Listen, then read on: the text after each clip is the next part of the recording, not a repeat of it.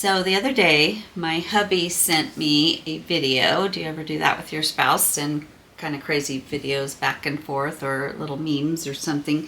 And he sent me this little short off of YouTube. And it was a gentleman who probably was in New York. And I think he was probably a city worker. He was looked like he was taking out the trash or the recycle. And somebody stopped by to interview him and started to ask him about his relationship with Jesus. And he got so excited. I have never seen so much joy kind of come out of this, out of somebody. And have you ever noticed how some Christians seem so full of joy? It just bubbles out of them. They're so excited. And then others just seem kind of miserable. You know the ones, they look like they're in pain all the time. And I'm not talking about there's fake joy too, and there's momentarily miserable. So every Christian goes through journeys. And so there are times when a Christian who would normally be joyful might be walking through grief, or might be walking through some really hard times and they're struggling a little bit. Every Christian goes through that. But the Christians that are so connected with God and so full of joy, they just return back to that joy immediately. And then there are the fake joy. We all know what that's like too. We've probably all done it before, where you're trying to get the kids ready for church. You're fighting with your husband or wife, and you're trying to get out the door. You get to church, everybody's looking all pulled together. You're barely getting there, straightening the kids' clothes as you go, and then you put on that fake kind of joy and happiness. Hi, how are you? I'm so good. How are you doing? Blah blah blah. I'm not talking about that. I'm talking about a joy that you can just see, that it's real. A joy that you can hang out with that person in any circumstance and they're just always full of joy. I've seen it. They almost have like a permanent smile on their face. And yeah, like I said, they could be walking through some hard times and they're not going to be smiling through some of those. But they have a security in knowing that God is with them and God has a good plan. And I think that's a little key right there. But if you're interested in something like that, I'd love for you to join me for the rest of this video. This is Finding Shalom, and I'm Christa. And I am so, so glad you are here. Whether you've been here before or whether you're brand new, I'm so glad to have you along on the journey. If you saw my last video, you'll see that I have been struggling with no joy. I have been struggling in a wilderness. Every Christian has to go through wildernesses at one point. Sometimes you just have a bad year where things just fall apart and things are hard and you have to walk through it. And at one point you have to say, okay, God, I know you're by my side and I know you're going to get me through this. But right now I can't even feel you and I can't hear you. And I feel dry and I don't feel like you're speaking through me or speaking to me. And I just really need that renewed. And that's what I want to talk about today, because I've been on that journey and I've been trying to do this year almost on my own power, and you get exhausted when you're doing things in your own power. I've had the benefit of seeing it both ways. When the Holy Spirit is moving in you, you have like a passion, you have an excitement, you have a joy to get up and do what you need to do that day. Even if it's hard, if you know that you're walking in God's purpose, you can't wait to still get up in the day. Well, this year has gotten where I almost didn't want to get out of bed.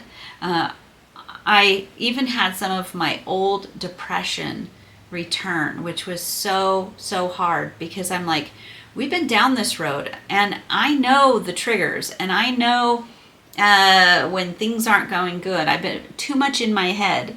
They say, what is it? Between the head and the heart is only 18 inches. And we have to use both our head, to know the scriptures, to know who God is, to know just what he's all about.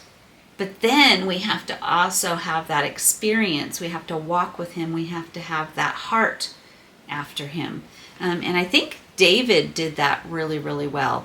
David read the scriptures. You can tell that David knew his scriptures. Even through the Psalms, he quotes other parts of the Bible. He quotes other passages about the Israelites walking through the wilderness, or he quotes all different kinds of parts. I think he might even quote Job or anything like that. So you know he had the head knowledge of God. He knew who God was in his head. But then he also knew who God was in his heart. And he wasn't perfect. He fell. He committed adultery when he was in a bad place. We can all attest to the fact that when we walk away from God and we start doing things in our own power, that we are susceptible to the enemy. We're susceptible to the enemy coming in and tempting us, whether that be for food, chocolate, sweets, or be for alcohol, for maybe binge watching. You know, what do you do when life is hard? Where do you go to comfort yourself? And for David, it led down a path that ended up causing him to sin with adultery and then to murder. But he repented, he turned, he realized, he confessed his sins. He realized what he had done and he turned it around. So no matter where we're at in this journey, it's not too late and we can turn it around.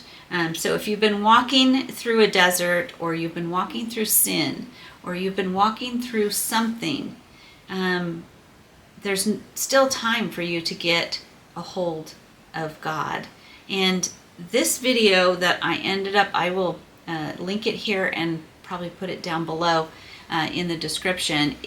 I watched it about 24 hours ago, well, yesterday morning, so longer than that, but and I had been searching all week long. I'm like, you know what, I'm going to get serious. I have really been in this wilderness and I need to figure out why I'm not hearing God and why everything kind of went, quiet, blank. And did I walk away, or is God hiding himself? Is this a test, or do I need to do something to correct myself? Do I need to stand still and just wait? Because there's different times of our lives that maybe God puts us through something where he's quiet, just to see, will we stay true to him? Will we stay faithful? Will we walk the walk, run the race, as Paul says, keep our eye on the prize? Or will we fall back into sin? Will we fall back into our depression? And this week I've really been praying and taking time to really ask God those questions, writing them out in my journal, saying, God, why so dry? Why are we in a dry and weary place? And I feel like yesterday he answered my prayers. He brought me a video, just happened to come up in my feed, by Jeremy Roloff, and he was interviewing, what was his name? John Eldridge. And I hadn't heard his name before, except for it was familiar, and I couldn't remember why, and it was because my husband and his buddies were going through one of his books, and I was like, wait a minute, is that guy? So maybe I'll go ahead and click on that and watch it. Started out where I thought, oh, I better not. It starts out where he starts talking about Christian mysticism, because it's all about your experience in your relationship with God.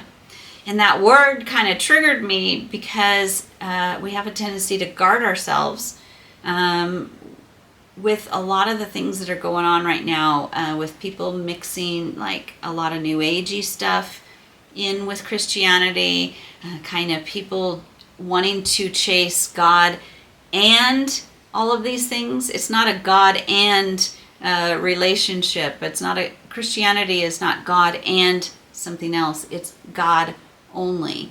And so at first I started to go, whoa, whoa, whoa. But then I realized that I'm going to give this a chance. And I'm so glad I did, because Christian mysticism is not what I was thinking it was. It has a totally different meaning. And yes, some of the great writers, Christian writers in the past, all it means is that they're willing to connect with God, that they want to take that time. There's some great ones, and I'm off the top of my head, I can kind of see their old pictures. People who, oh gosh, I'm trying to think of some of the great theologians and the great poets, Christian poets, and the great people here recently. I really think that Charles Stanley was one of them, because I would just listen to him and he would have hardly any notes, and he knew the scriptures. He did a lot in his head. He knew the scriptures, but he also did a lot with his heart. He would talk about his times with God, where every day he always had a place that he would go meet God. When the kids were young, they didn't have a very big house, so it was this one chair, and they knew when Dad's in that chair, they need to let him be, or he would kneel in front of their couch or their coffee table, and he would just pray and pray and pray until he heard God's voice. He would just pray and be with God.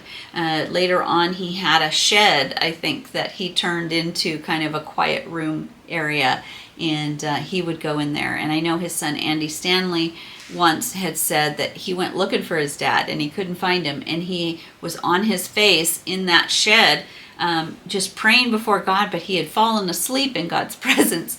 How would it be to just sleep in God's arms, sleep in his presence? So that's the kind of, I guess, mysticism that they were talking about. But some really interesting things in that video. But mainly the one that I really worked on this morning, well, two things. One was I was asking myself, the way they're explaining how we need to get back to our relationship with God, spending time in praise, spending time in prayer, having a quiet time, putting our phone on airplane mode, and just being alone with God and praising Him, not just asking Him for things, but praising Him and communing with Him, imagining not only that He's sitting next to you, but He says that He's inside of us. We are the temple. And so I kept thinking, that's how I was when I was a little girl. Why have I still love God. I still work for Him. I still pray to Him. I still do all the things, but I don't treat Him like I did when I was, 6, 7, 8, where I would just have a full-on conversation with Him. Why don't I do that? I'm guarded now. We all grew up. Maybe we need to go back in the path. Wherever you kind of lost that joy, wherever you're going along the path, it may not be a bad path. It may be the path that God has for you, but somewhere at the crossroads, you lost your joy. Somewhere at the crossroads, you lost that one-on-one conversation with God. You lost hearing Him. Where did you keep going and suddenly you're in a wilderness, and did you walk away somehow from His presence? You can't walk away from His presence, because He says He'll never leave you. But we can get so busy with our phones and with screens and with TV and with family and with to-do lists, and we never take that Sabbath time, that rest time, and we don't take the time to hear Him. He's always talking. He's always there, but it's us that moves away. It's us that kind of steps away so that we can't hear, or gets everything so loud. Then he was talking about something really interesting that I've really been thinking about all day, is hard hearts, calloused hearts.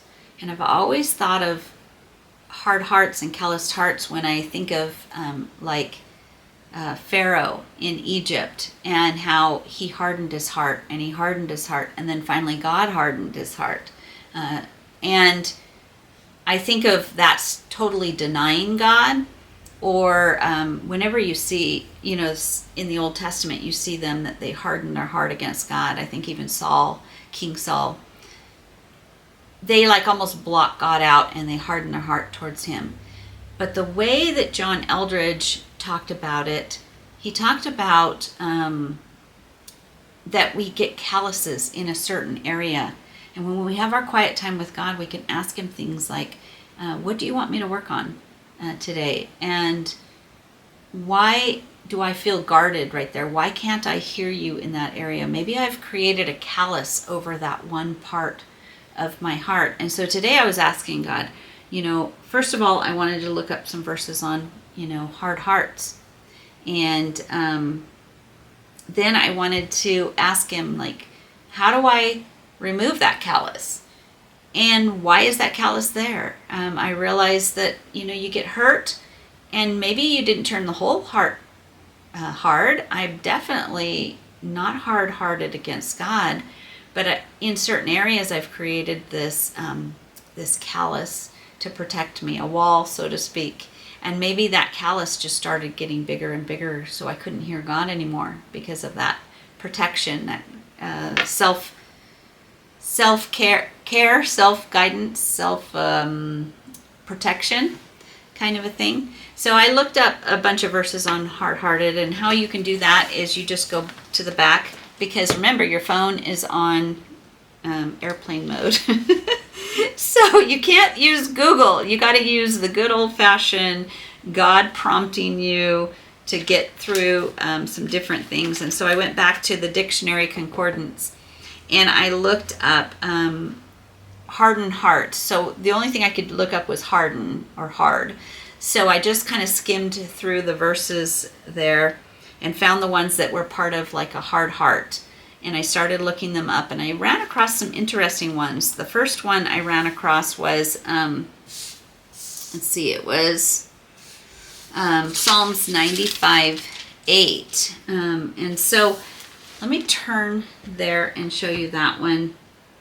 The interesting part is when I was looking up hard heart, I happened to have written joy on the top of that psalm.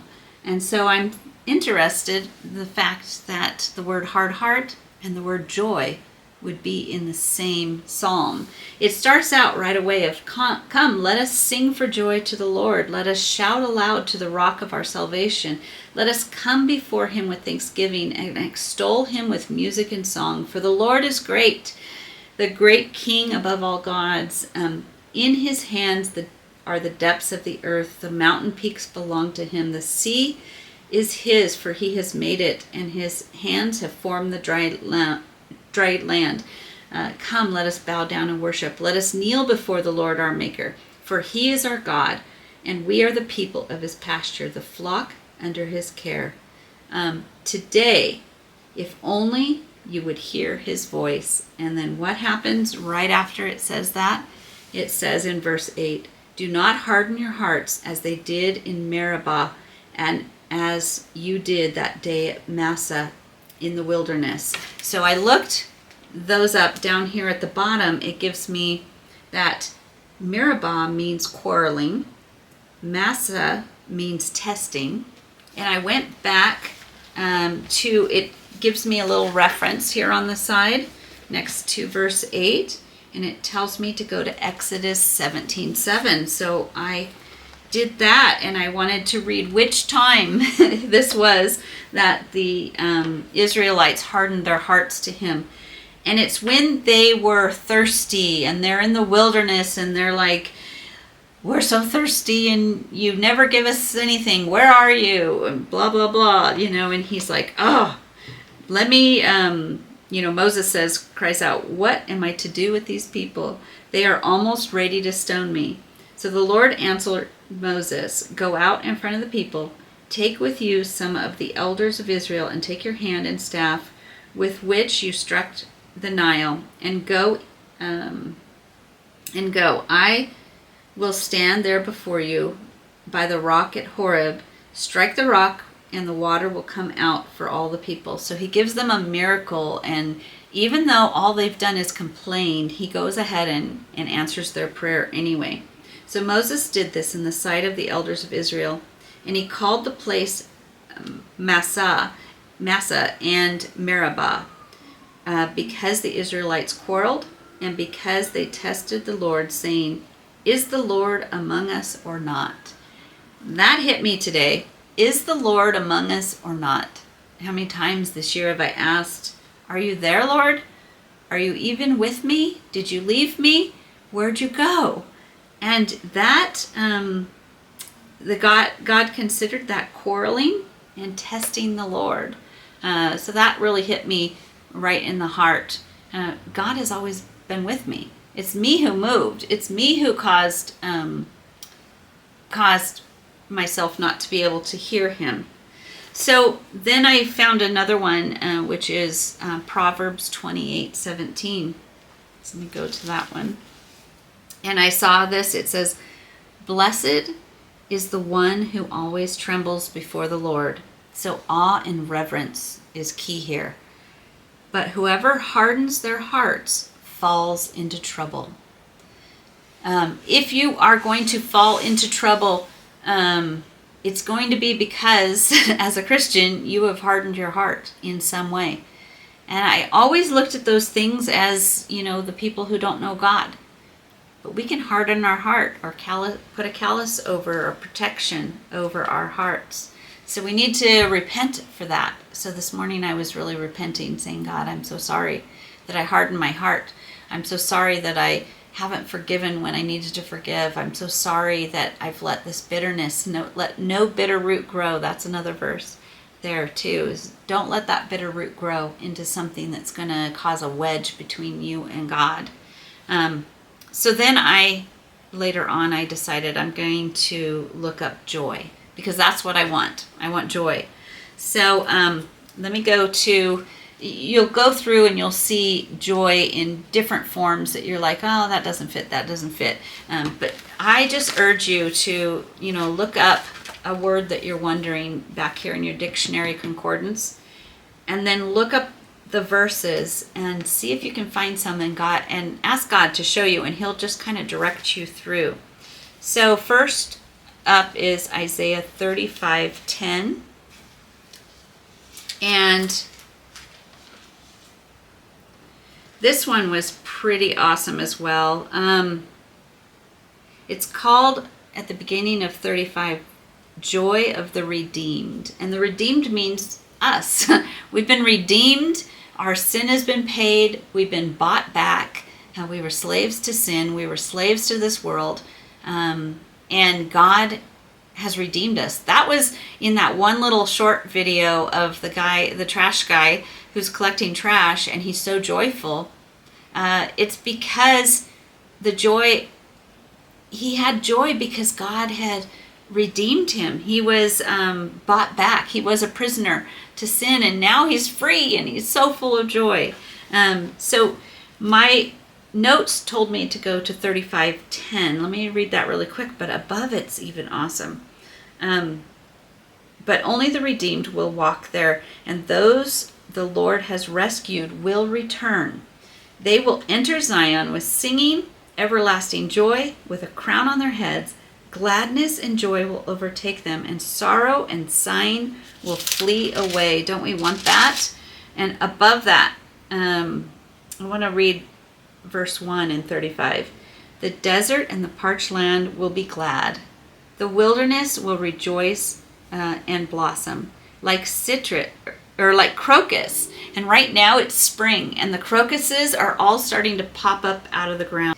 My son and I have been going through Romans. Starting in the beginning of the year, we decided we'd do kind of a book a month, and we'd kind of walk through the chapters each day of the week and the month. And we were in Romans chapter 7 today, because it's March 7th. And he's been like, "Man, Romans is so full of sin. It's so full of it's just like kind of heavy when you're walking through Romans. You just see all that darkness and that sin and debauchery and hate and it just lists all the different sins, and then it tells you, it's just one chapter after another. So for 7 days we've just been going through it.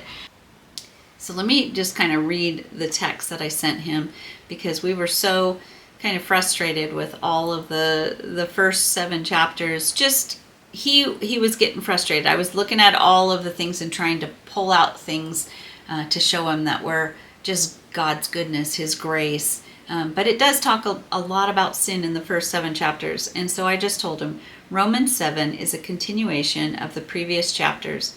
But I was thinking, we can't really grasp the enormous gift of Jesus until we can grasp how bad our sin is and how dire our circumstances were without him.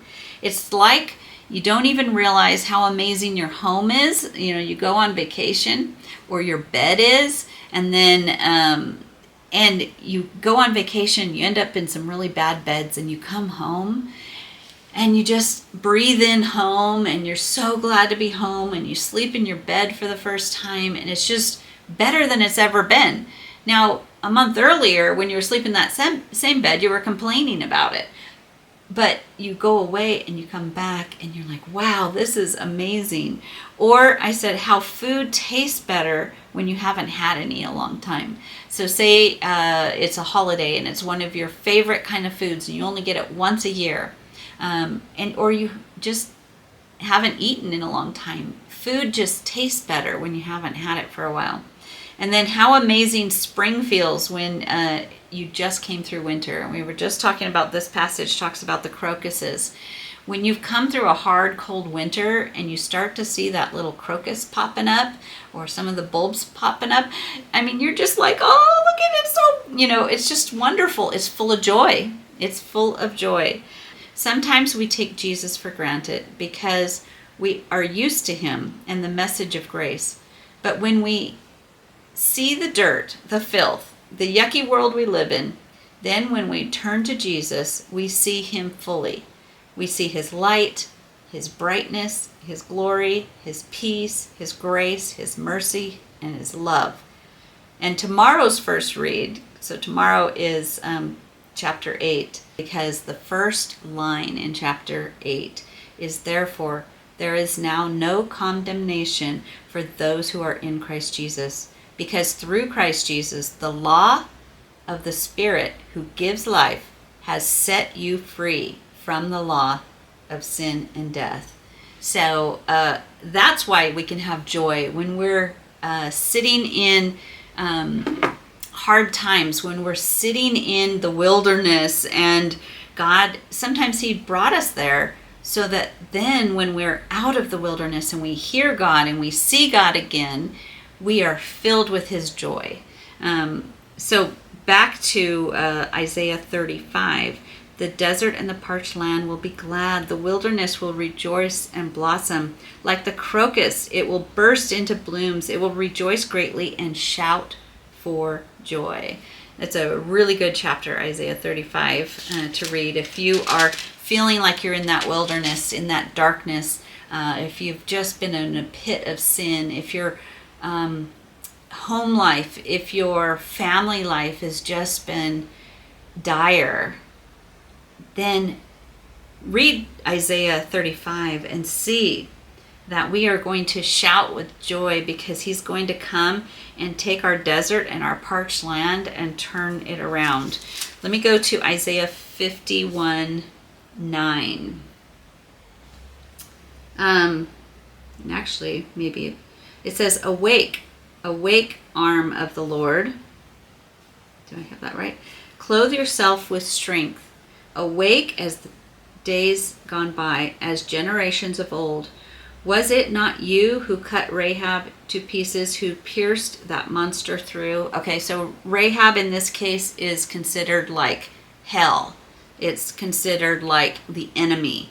So basically, it's not the Rahab that they found in Joshua. This is a different way that they used to write. They used to consider that. Or the monster pierced through. In other words, the darkness has been destroyed.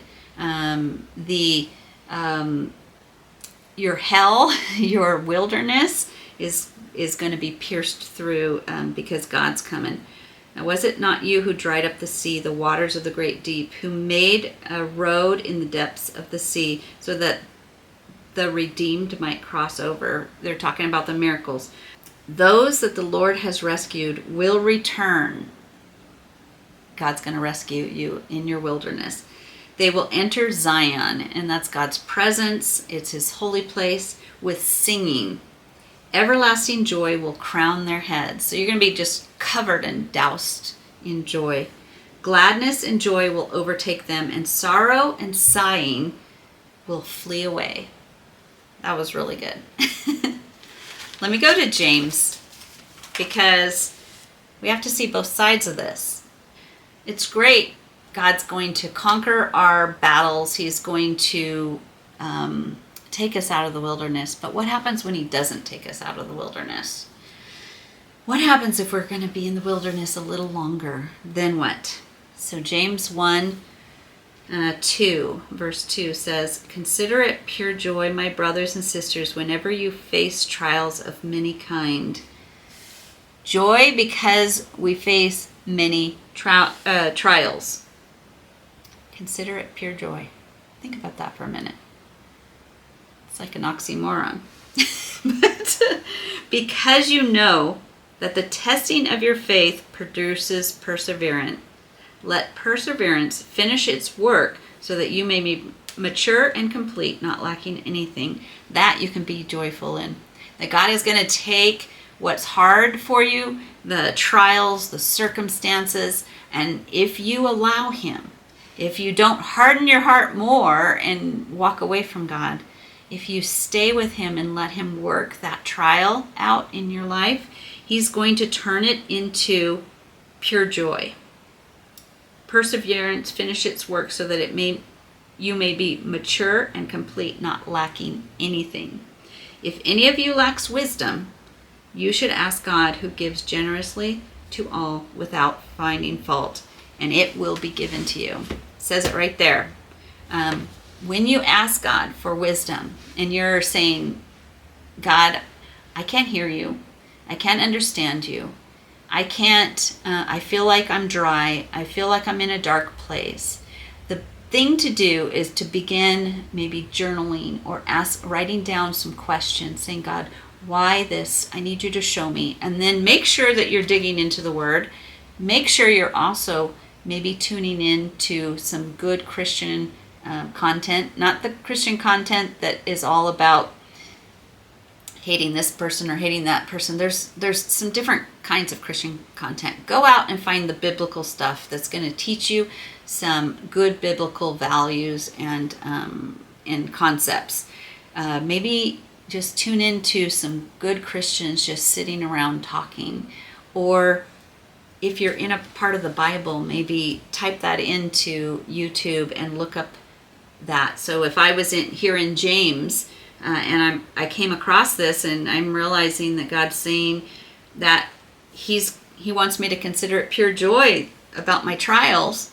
So then I'm going to go over to YouTube and I'm going to maybe type in, after I've had my quiet time.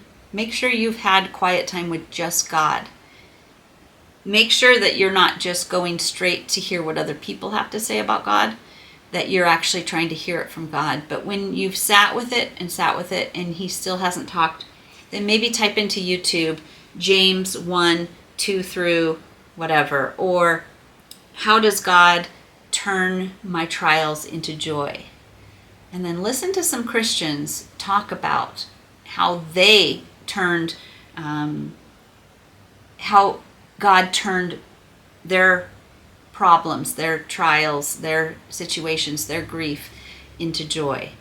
Listen to other people who have walked through the walk you are walking.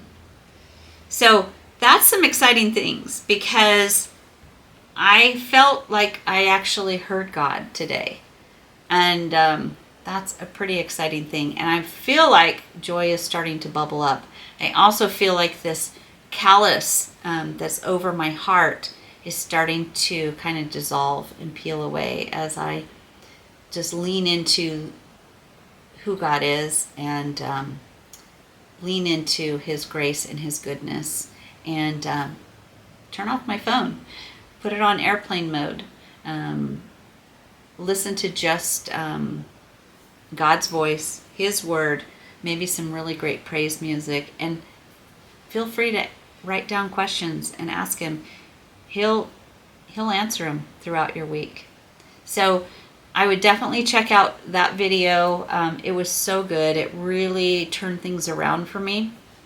And then a second video that I watched. So the first one is by Jeremy Roloff with John Eldridge, and it's called Getting Back to Experiential Relationship with God. And then I watched a second one by Elise Childers. She was interviewing Thaddeus William, and he just wrote a book on revering God, how to marvel at your Maker.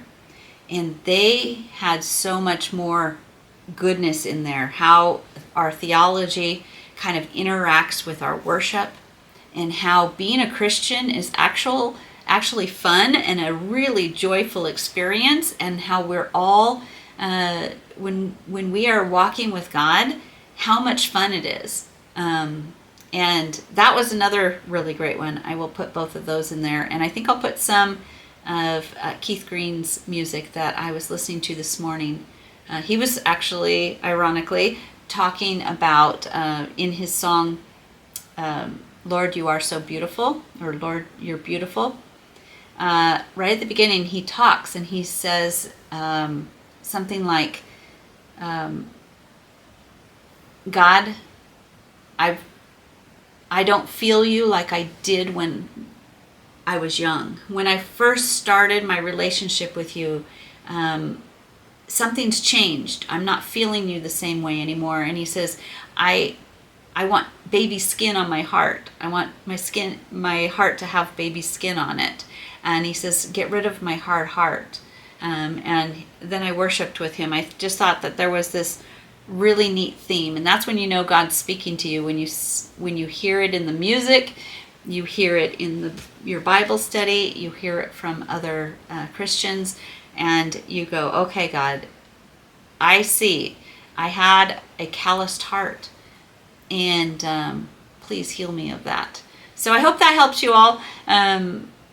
Just wanted to get on here and chat with you. We've all walked through the wilderness at different times. If you have some suggestions, some great advice for Christians walking through the wilderness, or maybe through that dry zone when they can't hear God, or if they're walking through grief will do that to you.